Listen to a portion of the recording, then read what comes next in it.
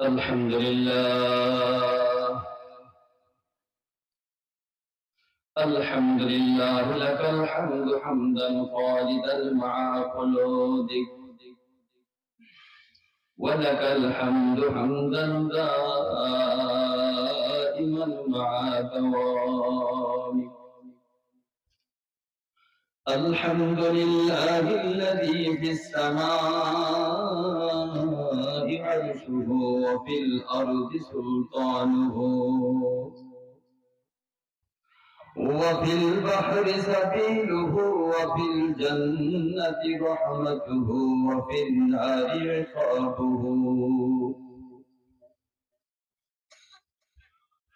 ونشهد أن محمدا عبده المصطفى ونبيه المجتبى ورسوله المرتضى، وأنه خاتم الأنبياء وإمام الأتقياء وسيد المرسلين وحبيب رب العالمين. أما بعد، فأعوذ بالله من الشيطان الرجيم. بسم الله الرحمن الرحيم. واعبد ربك حتى يأتيك اليقين. وقال نبينا ورسولنا وسيدنا وشافعنا محمد صلى الله عليه وسلم بلسانه مطهر: خلقت الدنيا لكم وأنتم خلقتم للآخرة، أو كما قال عليه الصلاة والسلام। ভাই, কষ্ট তো হইতেছে আমি জানি, কিন্তু কষ্টের তো আমাদের শেষ নাই। আমাদের জীবনটা পুরাটাই কষ্টের জীবন, ঠিক না? এটা সুখের জায়গা এখানে না। কিছু সময় দিনের কথা শুনলে অরুচি এসে যায়। একটু কষ্ট করেন, একটু কষ্ট করেন, এরপরই সুখ শুরু হবে। একটু কামড় দিয়ে সময়টা পার করি। রব্বে করিম ইমানের মতো মহাদৌলত আমাদেরকে দান করেছে, ইমানের মতো মহাদৌলত আমাদেরকে দান করেছে। ইমানের চাহাত হইল আমাদের স্বল্প যে জীবনটা আছে, ছোট জীবনটা আছে, এই ছোট জীবনটাকে একটু কামড় দিয়া আল্লাহ আল্লাহ রাসূলের নির্দেশনাগুলো একটু মাইনা এরপরে যদি একটু বিদায় হইতে পারি, বাস আর আরামের কোনো অসুবিধা হবে না। রব্বে করিম ইমানের মতো মহাদৌলত যা আমাদেরকে দান করেছেন, সেই জন্য সর্বাগ্রে রব্বে করিমের শুকর আদায় করি বলে আলহামদুলিল্লাহ। اللهم صل على محمد وعلى آل محمد كما صليت على إبراهيم وعلى آل إبراهيم إنك حميد مجيد. اللهم بارك على محمد وعلى آل محمد كما باركت على إبراهيم وعلى آل إبراهيم إنك حميد مجيد. এই এলাকার মধ্যে আমি ভূমিকা ছাড়াই কথা বললাম। এই এলাকার মধ্যে অনেকে ছিল যারা আমার সাথে প্রাইমারি স্কুলে হয়তো আমার একটু উপরে না, আমার একটু নিচে লেখাপড়া করে মক্তবের মধ্যে, এখন কবরে চলে গেছে। এলাকা অনেকে আছে, এখানে অনেক মানুষ বসা আছে যাদের আব্বা দাদা আমারও আপনজন, আমারও আত্মীয় ছিল, কবরে চলে গেছে। এখন কবরের ঢাকনাটা সরাইলে পরে ওখানে হাড্ডি পর্যন্ত পাওয়া যাবে না, ঠিক না?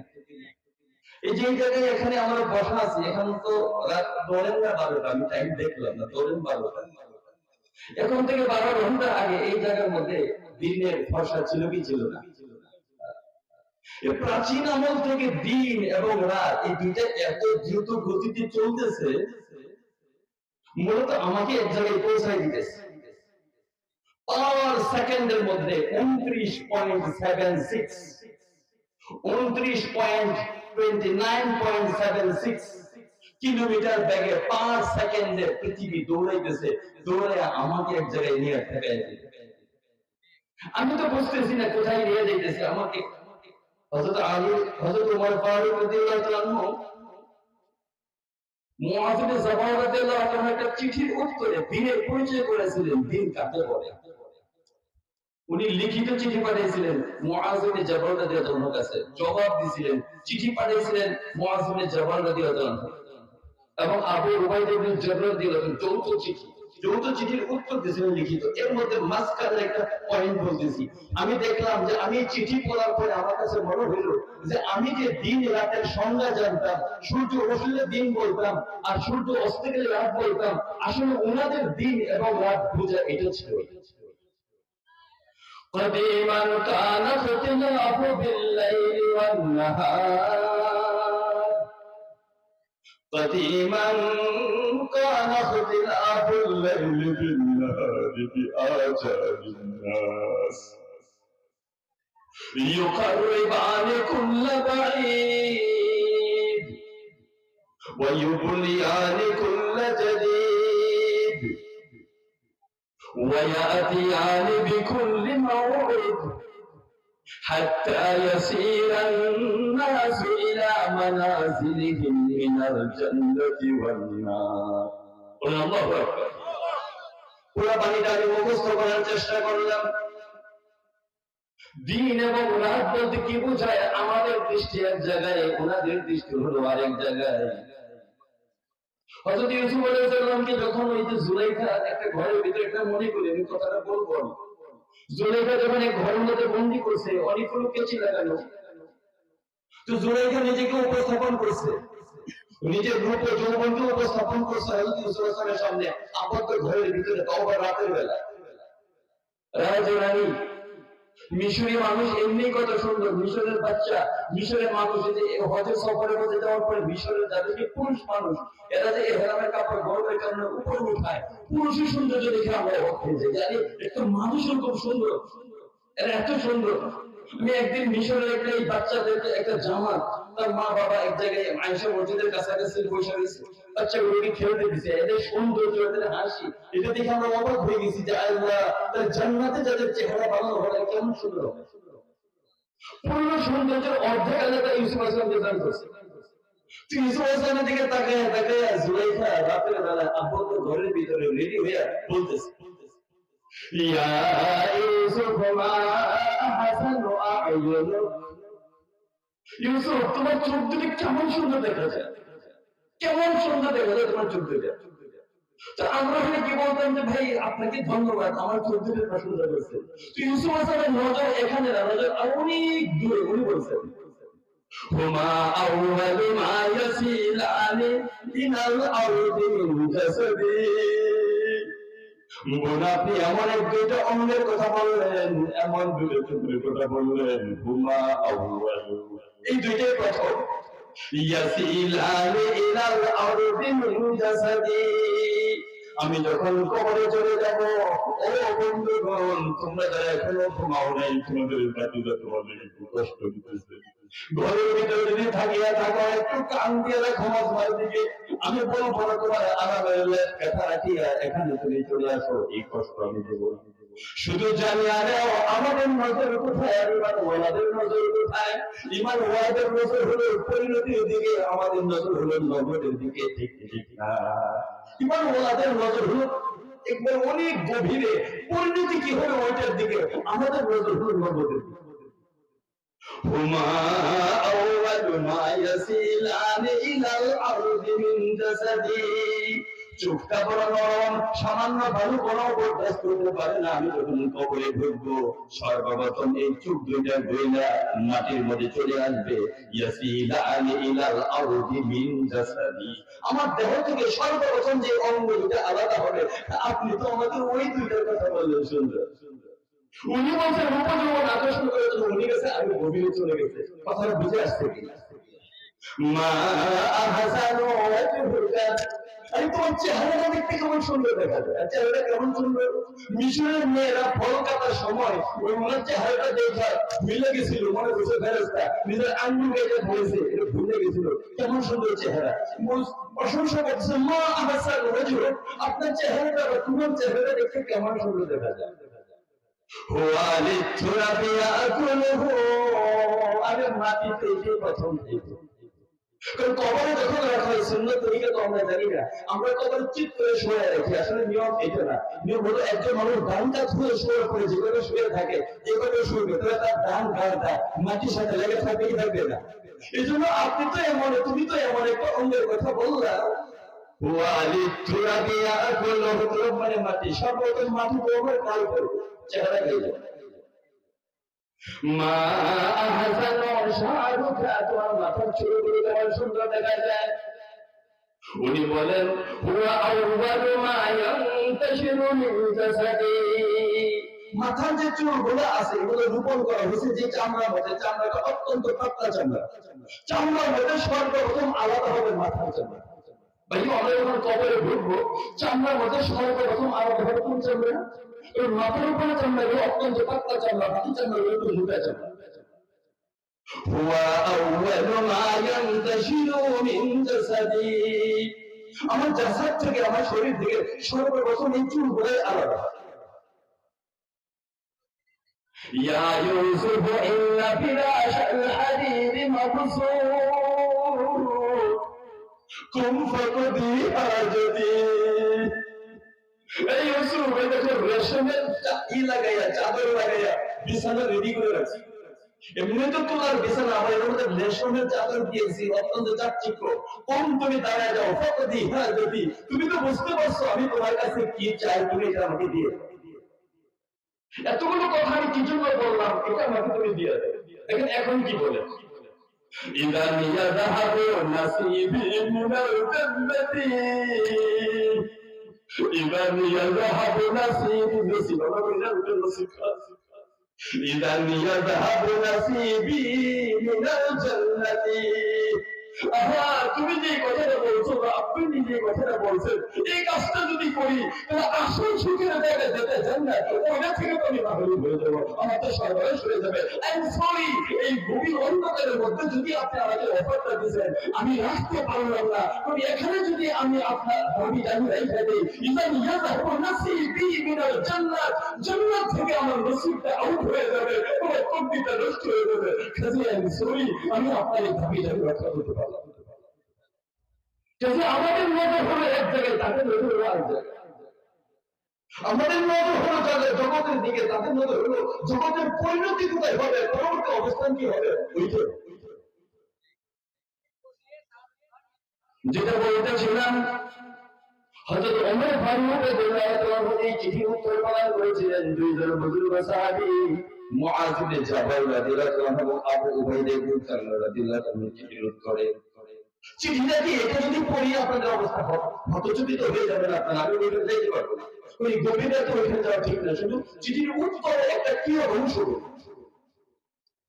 কাদিমান কানা ইখতিলাফ বিল লাইলি ওয়ান নাহারি বিআজালিন নাস, ও বন্ধু রাত এবং দিনের দুইটা চাকা ঘুরে ঘুরে ঘুরে ঘুরে তোমাকে একটু পরিস্থিতি দিয়ে দিতেছে।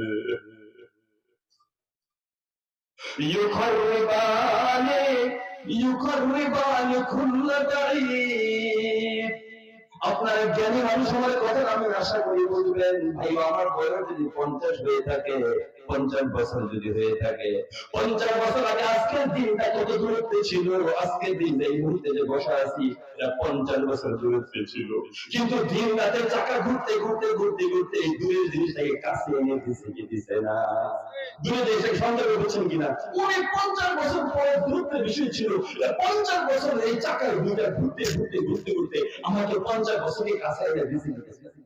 অনেক উদাহরণ দিতে পারতাম, কিন্তু গভীরতা দেওয়া ঠিক হবে না, শুধু সংযোগ দিতাম।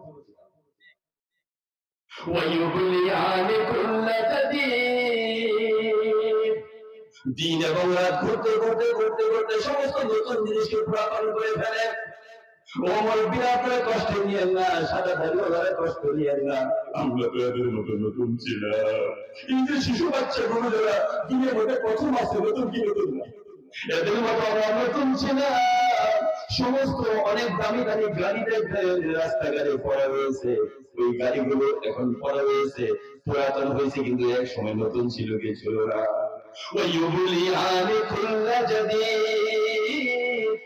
সমস্ত নতুন জিনিসগুলোকে ওরা পুরাতন করে দেয়। যেমন আমি পুরাতন হয়ে গিয়েছি, কেউ পুরাতন হয়ে ওয়েস্টার্ন হয়ে কবরের ভিতরে ঢুকে পড়ছে, আছে কি আছে না।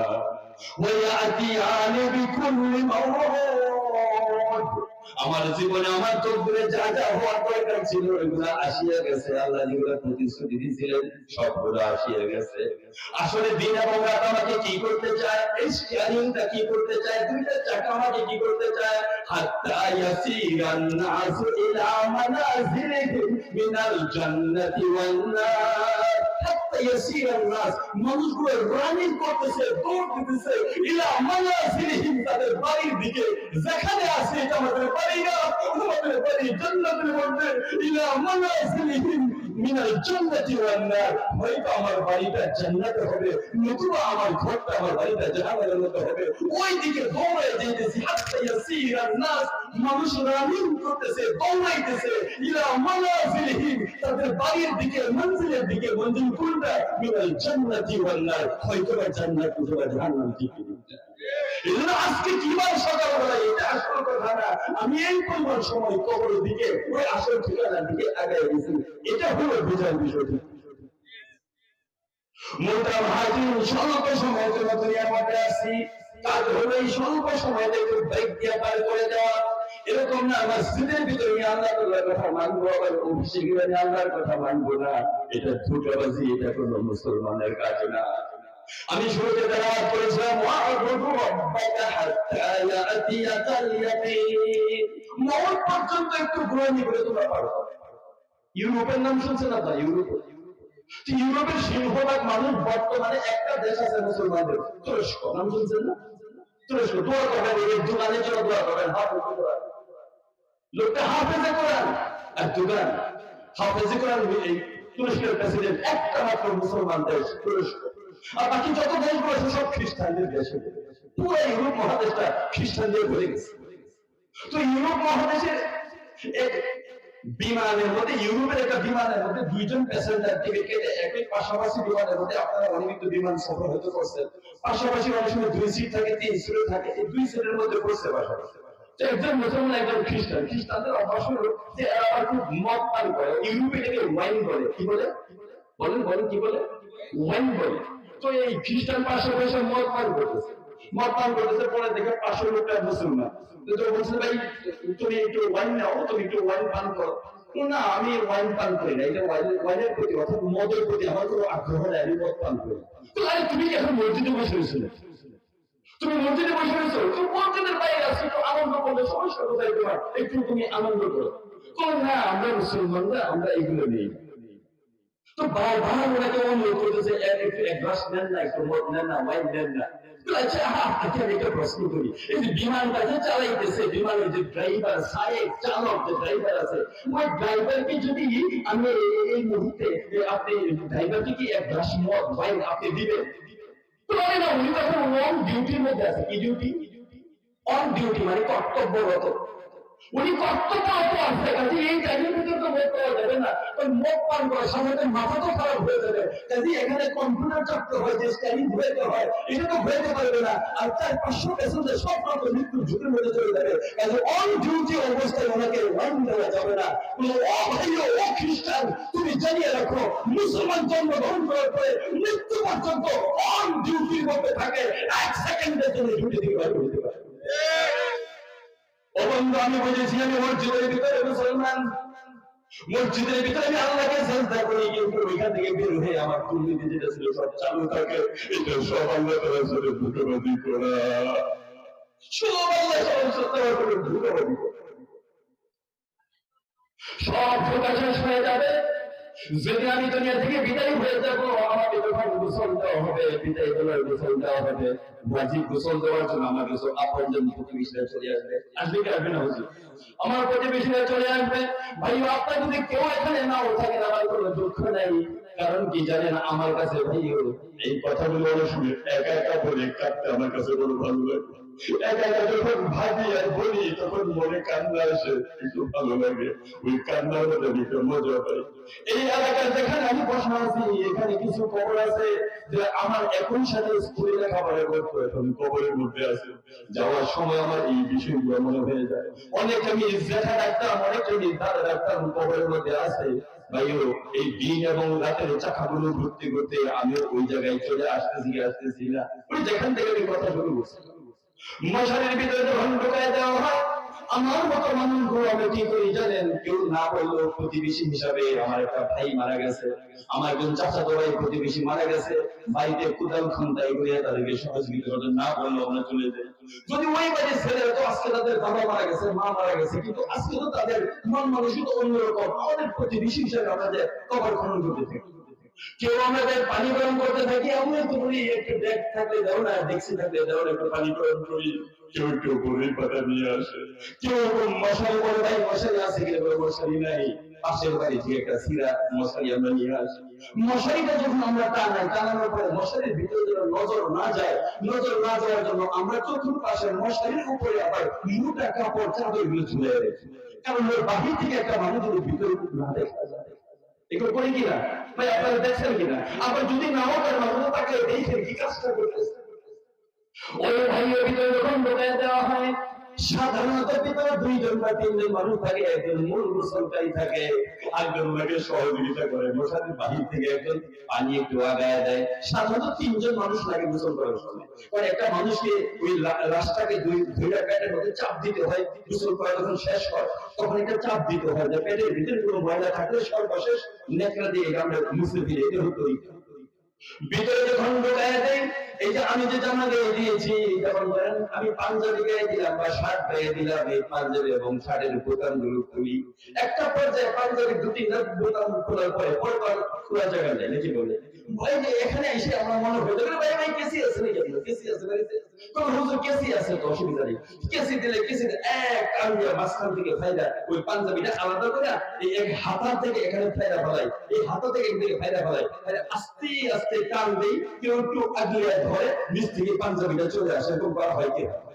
এরপর গেঞ্জি যেটা আছে, গেঞ্জির মধ্যে একটা বোতাম নাই, আমরা যে গেঞ্জি গায়ে দিই বোতাম নাই, গেঞ্জিটাকে মাঝখানে রেখেছি যে পায়রা টান দিয়ে আমরা গেঞ্জিটাকে আলাদা করে দিই।